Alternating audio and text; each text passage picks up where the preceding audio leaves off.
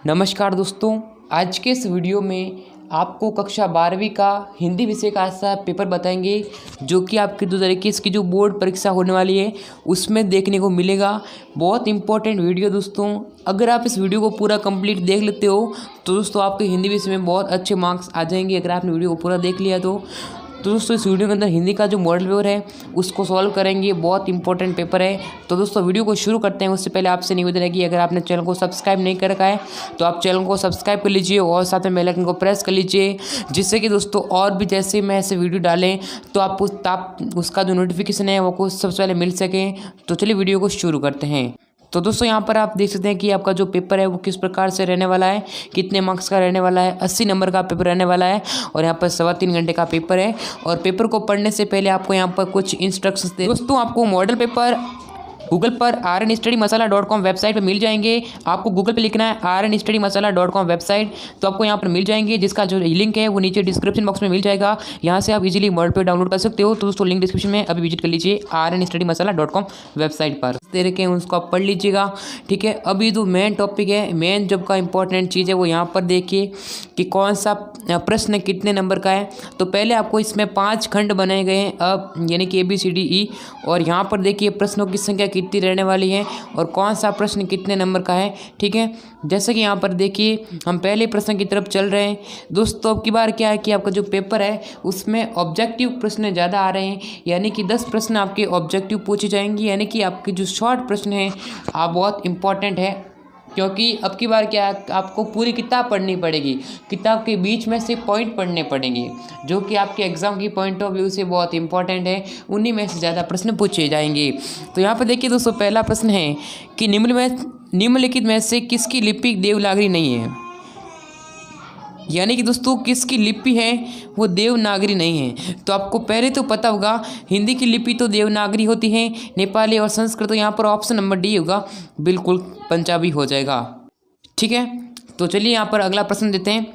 सीमित क्षेत्र में बोले जाने वाली भाषा के स्थानीय रूप को क्या कहते हैं, यानी कि सीमित। दोस्तों अगर आप किसी भी क्वेश्चन के अंदर अटक गए हो तो आपको उस क्वेश्चन का फोटो खींचना है, उसे क्रॉप करना है और भेज देना है डाउटनेट एप्लीकेशन पर। आपको 5 सेकंड के अंदर उस क्वेश्चन का वीडियो सॉल्यूशन मिल जाएगा। फिर चाहे आपका कोई भी क्वेश्चन हो, physics, chemistry, math, biology, science, या फिर दोस्तों होमवर्क का हो, CBSE board, UP, Bihar, Maharashtra, Rajasthan, MP या अदर बोर्ड का, या फिर दोस्तों क्लास 6 से क्लास 12 तक IIT, JEE मेंस और एडवांस के लेवल तक आपको सॉल्यूशन मिलेगा।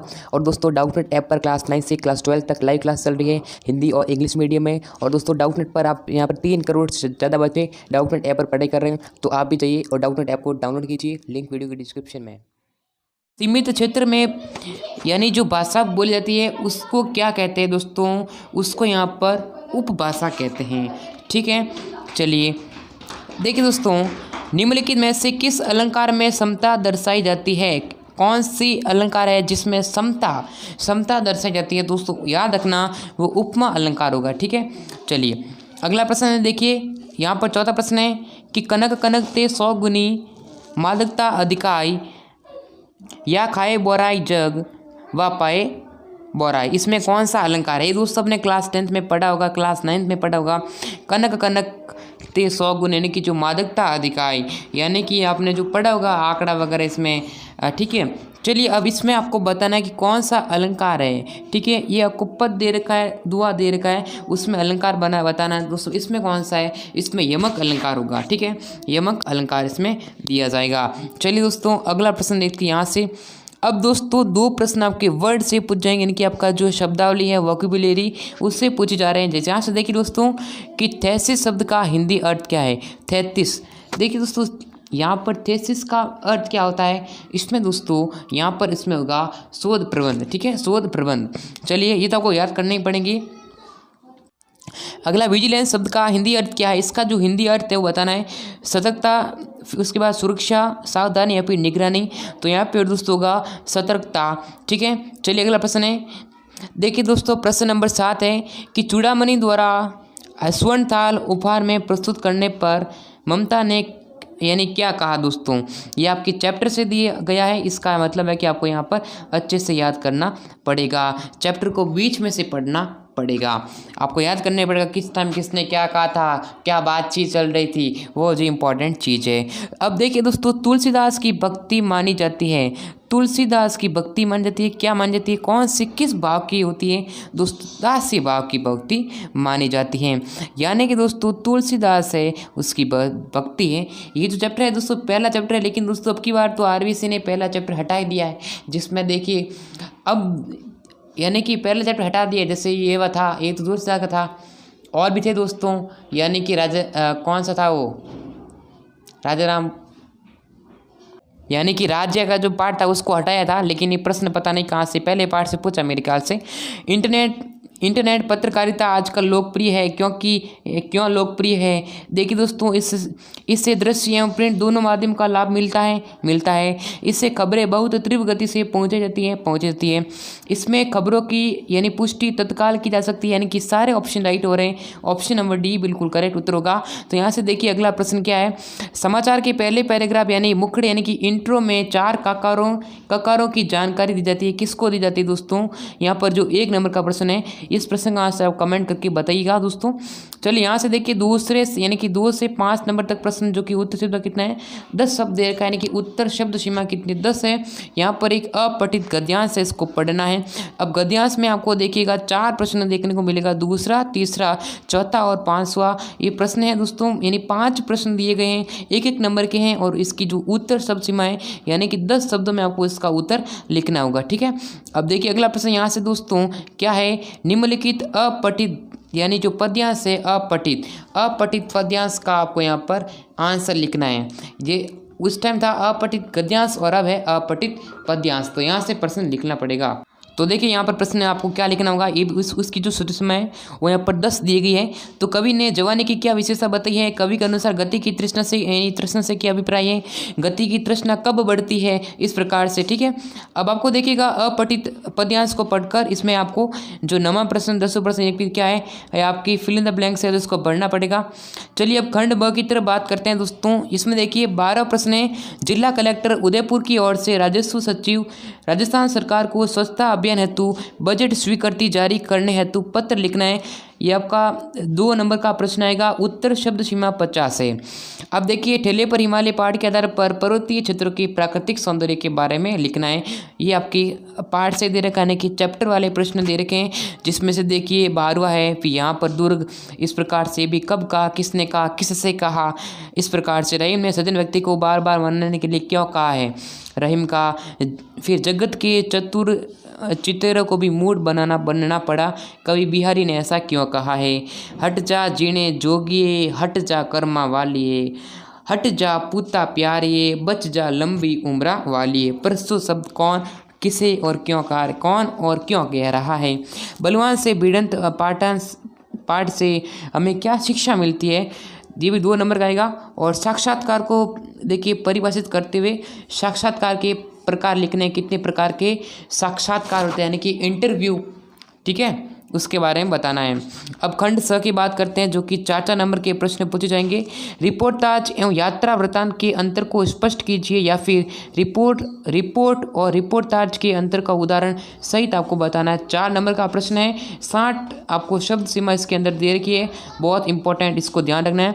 डायरी लेखन को स्पष्ट करते उसके महत्व बताना है। और खेल पत्रकारिता पर एक टिप्पणी लिखना है, ये भी 4 नंबर के हैं। अब देखिए दोस्तों 22वां प्रश्न है, निम्नलिखित विषयों में से किसी एक पर देखिए 300 शब्दों में सारगर्भित निबंध लिखना है। निबंध लिखना आपको यहाँ पर 4 नंबर का। देखिए विद्यार्थियों का राष्ट्र निर्माण में योगदान नारी शक्ति है। फिर देखिए मेरी प्रिय पुस्तक।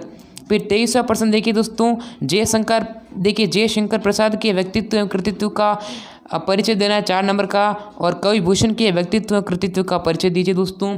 ये आपके लेखक परिचय या कवि परिचय दोस्तों, आपकी जो पुस्तक है सर्जना, उस सर्जना की जो पुस्तक है उसमें आपको एक तो यानी शुरुआत से लेखक परिचय कवि परिचय, जो कि 6 पार्ट है। उन 6 पार्ट में से आप एक किसी का भी याद कर लो, जैसे कि सूरदास है तो सूरदास का कवि परिचय याद कर लो। और बाकी जो आपकी जो इसमें गद्दी में से आएंगे तो गद्दी में आएगा आपका लेखक का परिचय।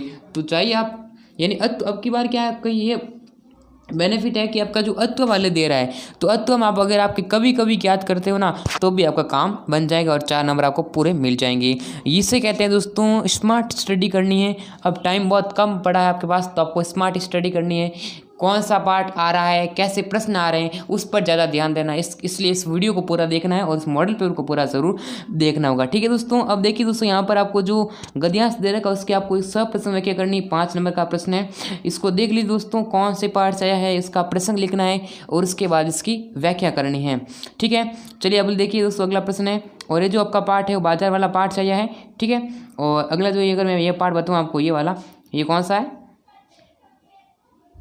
ये वाला बै जो पार्ट दे रखा है ना, बै वाला, उसके पहला पार्ट दे रखा है, वो उससे आपको प्रश्न पूछा गया। अब देखिए निम्नलिखित पद्यांश में किसी एक की व्याख्या करनी है। जो पद्यांश था और ये वाला क्या है, ये आपका गद्यांश है, और ये जो है वो सूरदास का जो पहला यानी कि सेकंड चैप्टर है उससे लिया गया है। ठीक है, जाति ना पूछो साधु की, पूछ लीजिए ज्ञान, मोल करो तलवार का, पढ़ा देना दो म्यान। दोस्तों ये वाला जो पार्ट है, ये वाला जो प्रश्न है वो आपके मॉडल पेपर में है, लेकिन आपका जो सिलेबस रिड्यूस हुआ है उसमें पार्ट कट किया गया है, यानी कि ये जो चैप्टर है वो नहीं आना चाहिए, लेकिन अब की बार आ रहा है। इसका मतलब कुछ तो गड़बड़ है। चलिए दोस्तों, 26वां प्रश्न देखिए दोस्तों, खंड य के अंदर आपको तौलीय एकांकी के माध्यम से आडंबर आपको बताना है। इसमें से प्रश्न दे रखा है। ठीक है, और ये देखिए बाजार से हटपूर विमुखता नहीं है। इस प्रकार से 26वां, 27वां, 28वां प्रश्न आपको करना रहेगा।